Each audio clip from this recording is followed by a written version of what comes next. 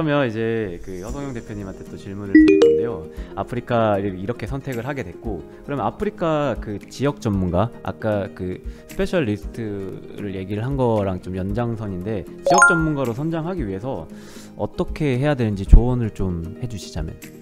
네네. 그 이제 먼저 좀 말씀드리고 싶은 게, 이제 저희 기관에서 늘 이제 좀 아프리카를 너무 하나로 이렇게 묶어서 얘기하기보다 좀 더 구별해서 개별적으로 봐야 된다, 다양한 곳이다, 이런 얘기를 하다 보니까 아프리카 지역 전문가라는 말 자체도 좀 모순이 있는 것 같아요. 왜냐하면 너무 넓은 많은 나라들이 있다 보니까, 그래서 이제 특정한 국가나 권역, 그러니까 뭐 동아프리카 지역 전문가 요 정도까지는 제가 그 동의를 할 수 있겠는데, 아마 그렇게까지 넓은 범위로 이제 접근을 하는 저 아프리카 전문가입니다, 이렇게 얘기를 하는 사람이 있다면 여러분 일단 좀 의심하고 보셔야 됩니다. 저 사람 사기꾼일 수도 있다, 이렇게 정말입니다. 근데 이제 그 겉으로 얼마나 많이 그 나라에서 살았는가도 중요하죠. 그 당연히 뭐 제가 이 나라에서 20년 살았습니다, 그러면 당연히 그 나라의 전문가로 여겨지잖아요. 근데 보통 그렇게까지 이제 이민을 가서 사는 경우는 잘 없잖아요. 그 완전 체류하시는 그 한인분들이 아니면 보통은 한 3년, 2년, 3년 뭐 활동가로 그렇게 하시는 경우가 많은데, 이 지역 전문가로 성장할 때 제일 중요한 포인트는 뭐냐면, 여러분이 거기 지역에 가서도 정말 외국인스럽게만 살다 오시면 몇 년을 살아도 수박 겉핥기밖에 안 됩니다. 외국인들이 가는 시설만 가고 외국인들하고만 교제하고 현지인들의 삶 속으로 들어가는 경험, 정말 같이 먹고 자고 생활하고, 물론 보건위생 또 치안에 관련된 거는 주의를 하셔야겠지만, 그래서 제가 아까 자원활동가로 시작했던 게 참 복이었다고 말씀을 드리는 게, 제가 만약에 NGO 지부장이었다 그러면 일단 제가 예산을 집행하는 사람이고 뭔가 이제 여러 가지 이제 책임이 따르다 보니까 처음부터 현지 분들은 이 사람은 우리를 도와주기 위해서 온 돈 많고 힘 있는 외국인 NGO 지부장, 이렇게 바라보다 보면은 원치 않더라도 항상 뭔가 그들은 우리한테 기대하고 저는 뭔가 해줘야 되는 그런 관계가 될 수도 있거든요. 그러다 보니까 때로는 그 안에서 막 배신이 일어나고 뭐 마음 아픈 일들도 이제 일어나기도 하는데요. 그래서 조금 그 나라의 전문가가 된다라는 것은 정말 그 사람들이 여러분이 만약에 처음에 이제 어떤 나라를 가서 지내보시면요, 이해가 안 되는 게 많으실 거예요. 이걸 왜 이렇게 하지? 저렇게 하면 좋을 텐데. 근데 말씀드린 좀 배우는 자세, 판단하지 않는 자세로 그들의 삶을 좀 더 따라하고 닮아가. 그러니까 밥을 먹으면 같이 그렇게 먹어보고, 뭐 축제가 있으면 같이 즐겨보고 하다 보면은 나중에 이게 어떠한 문화적, 역사적 맥락에서 이렇게 하는 이유가 있구나 라는 게 이해가 되기 시작하면은 나중에 이제 어떤 일을 할 때 만약에 탄자니아 사람들이라면 이 문제를 어떻게 바라볼까라는 그 인터프리테이션을 할 수 있는 그 중간 지점에 놓이는 거죠. 그러면 한국과 그 현지인의 중간에서 소통을 할 수가 있는 거예요. 한국이 모르는 오해를 바로 잡아주고, 그렇다고 현지 분들이 뭐 무조건 좋고 완벽한 건 아니거든요. 한국에 대한 또 이해, 그걸 이제 중간에서 다이나주는 역할, 그게 바로 지역 전문가라고 할 수 있을 것 같아요.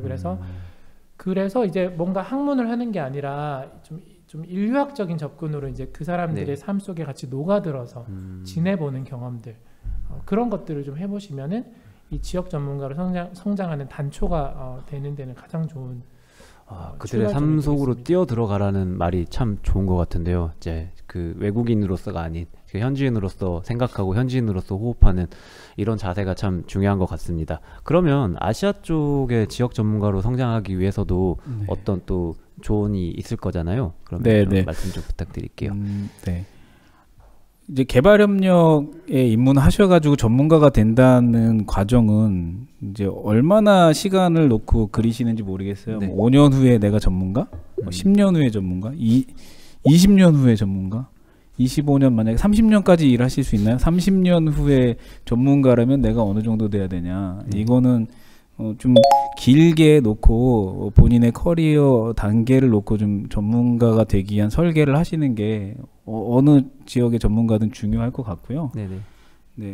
지역 전문가라는 게 결국은 어느 단계에서 쭉 가다 보면 제일 뭐가 남냐면 전문성을 계속 키우는 그 활동을 하고 여러 프로젝트도 하고 경험도 쌓이다가 보면 결국은 그 자기가 잘할 수 있는, 그리고 제가 꼭 재밌어서 좋아서 꼭 해내고 싶은 일들이 남는 거예요. 그래서 그거를 제 생각에는 초기에 경험을 하시면서 고민을 많이 해서 내가 이런 일을 하고 싶은 사람이 돼야겠, 이런 일을 하고 싶다, 이런 일을 하는 사람이 돼야겠다라는 어떤 비전이 좀 계속 명확하게 그려지고 일을 해보시고, 이래서 이제 아닌 것 같으면 또 조금 방향을 틀어보시고, 그런 계속 탐색을 하는 과정이 쌓여야 전문가가 될 것 같고요. 중간 단계 한 5년쯤 지나면 뭐 평균적인 건 아니지만, 그렇지만 그러면 분야 전문가가 되거나 뭐 지역 전문가가 되거나 이렇게 구분할 수 있잖아요. 네, 지금 질문하신 것처럼 그러면 이제 그때 어떤 지역 전문가가 되겠다고 하지만, 지역만 알아서는 어떤 그 지역의 문화나 어떤 인류학적인 환경이나 역사나 이런 것만 알아서는 저희가 기능적으로 기여하기는 쉽지는 않아요. 굉장히 중요하긴 하지만 지역을 이해한다는 거. 그래서 결국 자기 분야에서 자기 전문성이 합쳐져서 한 15년 지나고 10년 지나고 그러면 지역적 전문성과 분야적 전문성이 어느 정도 통합돼서 그런 이 분야에서 내가 이 지역 전문가가 된다라는 그림이 될 것 같아요. 그래서 그런 걸 이제 고민하시면서 좀 전문성을 쌓아가시면 어떨까 이런 생각합니다. 알겠습니다. 지금 채팅으로 또 온 질문 관련해서 이거 좀 연결을 하자면, 코로나19 이후에 좀 이제 기존에 요구를 했던 그런 역량들과 이후에 또 요구되는 역량들이 좀 변했을 텐데, 그 대표님이 보셨을 때 코로나19 이후에 이 사람이 그 전문가로 성장하기 위해서 요구되는 역량들 중에 그 변화된 가장 큰 게 뭐라고 생각하세요? 코로나 이후에 개발협력 인재들에게 요구되는 새로운 역량, 새로운 역량. 지금 코로나 이후 단계가 어떻게 그려질지 지금도 가늠하기 어렵거든요. 왜냐하면 지금 저희가 일하고 있는 이런 개발도상국 이 나라들이 이렇게 오픈되고 이제 정상화되는 거는 선진국들하고는 비교가 안 되는 환경이거든요. 아직도 라오스는 지금 강력한 락다운을 아직도 하고 있어요. 네, 그런 상황이기 때문에 그림을 그려보기는 쉽지는 않겠지만 이런 건 가능할 것 같습니다. 저희 개발협력에서 이제 로컬라이제이션이라는 말을 굉장히 많이 사용하고 전략에도 쓰고 정책에도 쓰고 그랬어요. 접근법에도 쓰고. 근데 이제 굉장히 로컬라이즈된 어떤 사업들이 많아지고 그렇게 하게 될 가능성이 높아요. 그러니까 한국 사람으로서의 전문성 이런 것들이 이제 굉장히 좀 전략 단위로 가고요. 실천적이거나 활동가적인 부분이 아니라 정책적이거나 뭐 교류하는 쪽으로 전문성이 많이 요구가 되고, 이제 실천적인 거, 현장 활동가적인 거, 뭐 현장 조직 운영하는 것까지도 아마 현지의 인재들이 좀 많이 맡아서 하게 될 가능성이 크거든요. 그런 부분에서 이제 좀 고려하시면 이제 전략단이나 정책단의 아니면 관리단의 어떤 그런 쪽으로 좀 인재가 되는 쪽이 방향이 많아질 것 같아서 그런 말씀드릴 수 있을 것 같습니다. 허 대표님한테 질문 드릴 텐데요. 최근에 이제 국내에서도 그 외교부 산하 한아프리카 재단이 설립되고, 국내에서도 이제 대학교에 아프리카 학과들이 많이 있고 아프리카 쪽에 되게 관심을 많이 가지고 있는 추세잖아요.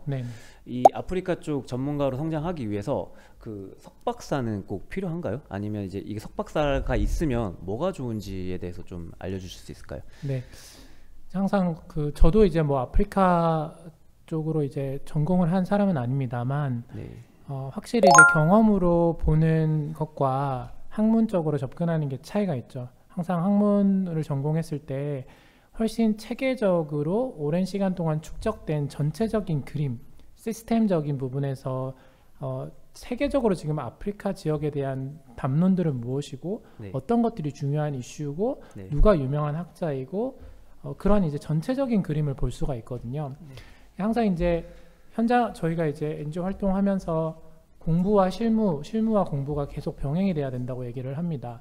그래서 너무 현장 경험만 갖고도 한계가 있고 또 반대로 이론적으로만 알아도 한계가 있거든요. 그런데 만약에 본인께서 이제 공부를 하는 것에 더 좀 재능이 있으시고 기회가 있으시다면 당연히 지역학으로 해서 그 지역에 대한 전문성을 통해서 그러니까 이제 견문을 넓히시는 게 되게 중요하고 그럼 또 결국에는 석사나 박사가 끝나고 나시면 다시 이제 그거를 이 업계에 실무적으로 어떻게 연결시킬까에 대한 고민을 하시게 될 거예요. 그런데 아마 이론적인 공부뿐만 아니라 또 석박사를 하시면은 이 업계의 전문가들과 네트워크들이 생기거든요. 그러면서 학위만 생기는 것이 아니라 그 과정 자체에서 이미 여러분의 역량과 눈이 늘어나고 그래서 보지 못했던 일자리까지 기회가 보이실 거예요. 전반적으로 안타깝게는 아프리카 지역 전공을 해서 한국에서 좀 일자리를 얻을 수 있는 아직은 그 기회나 그런 것들이 굉장히 부족한 상태이기는 합니다. 외국에 비해서. 그러나 분명히 늘어날 것이고 그래서 그걸 오히려 기회로 좀 삼으시면 좋겠어요. 이것이 좀 더 희소성이 있는 자리다. 그렇게 하면서 이제 해 나가신다면 저는 자리를 계속 만들어갈 수 있는 영역이라고 봅니다. 자, 정리하면 대표님은 석사, 박사까지 하는 거 역량이 된다면 추천한다, 안 한다? 아, 추천합니다. 네, 알겠습니다. 그러면 이 대표님, 아시아 쪽 그 전문가로 성장하기 위해서도 석박사가 좀 필수적인가요? 네, 뭐 그쪽 그러니까 뭐 아시아의 어떤 개발협력 정책이나 뭐 이런 쪽을 뭐 맡겠다. 그러면 당연히 그런 학문적인 게 필요할 것 같고요. 이제 뭐 분야마다 다를 것 같은데 이제 현장에서 제대로 된 일을 뭐 계속 뭐 전문가로서 일을 해보겠다라면 이제 석사 정도는 모르겠습니다. 근데 뭐 박사까지 요구되는 활동이니까 그 지식이 정말 현장에서 바로 적용되는 환경이 있을까 이런 건 좀 잘 모르긴 하지만 좀 의문이 있습니다. 그러면 대표님이 생각했을 때 석사까지는 추천한다, 안 한다?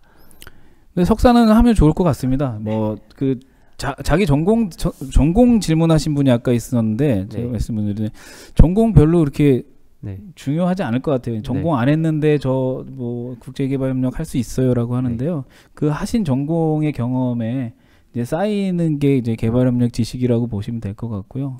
그런데 이제 석사까지도 하신다면 뭐 의미 있게 사용할 수 있는 지식이지 않을까. 네, 감사합니다. 네, 그러면 이제 오늘 2시간 동안 두 분 대표님 모시고 그 개발협력 분야 NGO 취업 준비부터 실무에 대한 이제 얘기를 나눠봤는데요. 시간이 너무 부족했어요. 제가 이제 그 대표님들도 너무 이제 많은 얘기를 하시고 싶었고 시청자분들도 많은 내용들을 알고 싶었는데 이 시간이 너무 부족해가지고 좀 개인적으로 좀 아쉽긴 하지만 마지막으로 그 개발협력 분야로 진출을 준비하는 인재들한테 당부 말씀을 좀 한마디씩 부탁드려도 괜찮을까요? 이성범 대표님부터. 네, 저는 취업 얘기 오늘 좀 많이 한 것 같은데요. 창업도 적극 권장드립니다. 창업을 하는 개발협력 분야 창업이 그렇게 활발하지 않은 것 같아요. 젊은 분들이 할 수 있는 창업들이 있다면 그런 기회들 또 창업도 한번 도전해 보시면 그게 막 바로 성공으로 이어진다는 보장은 잘 모르겠고요. 그렇지만 그런 기회도 좀 본인 스스로 만들어서 해볼 수 있는 환경이 계속 만들어지지 않나 이런 생각이 들고요. 이 일이 아직도 저는 계속 재미있게 일을 하고 있거든요. 이 일 자체에서 굉장히 험난한 도전도 많이 있었는데 도전한 만큼의 즐거움도 있습니다. 당연히 이제 그런 과정에서 쌓인 뭔가 좀 어려움을 만나거나 뭐 힘든 일들이 쌓여 있기도 해요. 그러니까 사람 인생이 다 그렇잖아요. 근데 분명히 이 일은 굉장히 의미 있고 재미있고 누군가는 앞장서서 계속 해나가야 하는 일이기 때문에요. 이제 좀 도전을 계속 멈추지 마시고 도전하시면 좋겠다라는 그런 말씀을 드리고요. 네.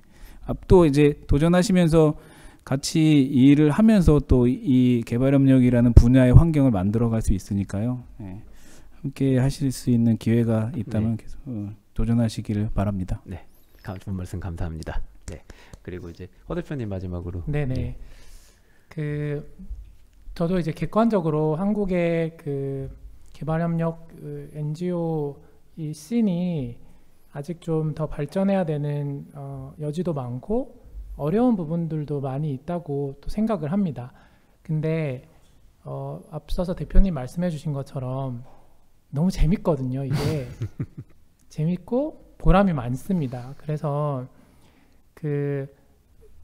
이제 많은 분들이 좀 이 일에 동참을 해서 이 파이를 키우는 게 필요하다고 생각하는데 그래서 기업가 정신이 필요하고 도전 정신이 필요하고 저희가 이제 많은 분들을 면접 보고 채용을 하면서 늘 너무 죄송해요. 그러니까 한두 자리밖에 못 뽑는데 수십 명이 그렇게 하시니까 너무 감사하기도 하고 저희와 같은 또 아직은 작은 기관에 관심을 가져주시는 거 그래서 나중에 이렇게 메일이나 또 면접까지 오신 분들은 이렇게 편지 쓴 거를 이렇게 인쇄를 해가지고 드리면서 이게 절대 뭔가 우열을 가리는 평가의 그런 개념이라기보다는 우리는 동료고 이 현장에서 만날 수 있는 사람들이고 그러니까 같이 조금 서로 빠르고 느리고 뿐이다. 그러니까 같이 이렇게 꿈꾸고 도전하자 이런 메시지를 드리거든요.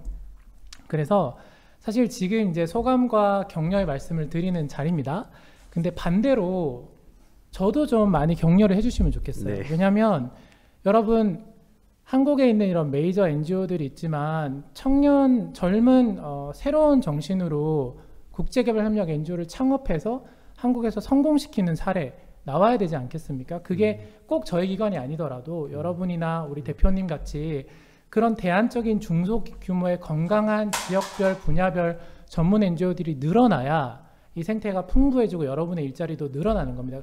가장 쉬운 지원 방법이 있습니다. 여러분 유튜브나 페이스북 구독해 주시는 거 작은 후원으로 참가해 주시는 거 예전에 이런 말 잘 못 들었는데요. 하실 수 있고 그런 열의를 가지고 관계를 여러분이 이제 보시고 큰 대형 NGO들도 물론 마음이 맞고 그렇다면 지원하셔야겠지만 이왕이면 조금 더 작고 열심히 움직이고 있는 그런 기관들을 주변에 좀 소개해 주시고 격려해 주시면 우리가 같이 성장할 수 있지 않을까 그런 말씀을 꼭 드리고 싶습니다. 네, 대표님 말씀 감사합니다. 그분 대표님 사단법인 원더스 인터내셔널 그리고 이제 아프리카 인사이트 유튜브 구독과 좋아요 꼭 눌러주시는 거 잊지 마시고요. 제가 개인적으로 허성영 대표님이 방송에 나와서 하셨던 우분투라는 말이 참 좋더라고요. 네가 있기에 내가 있다. 아까 말씀하신 연대와 협력을 잘 나타내는 말인 것 같은데 오늘 출연 소감은 끝인사 우분투로 이제 마무리하는 게 어떨까 싶은데요. 대표님 괜찮을까요? 네, 좋습니다. 네, 그러면 하나 둘 셋 하면 우분투로 마무리하고 오늘 행사 마무리하겠습니다. 2시간 동안 너무 고생 많으셨습니다. 자, 하나 둘 셋 우분투. 네.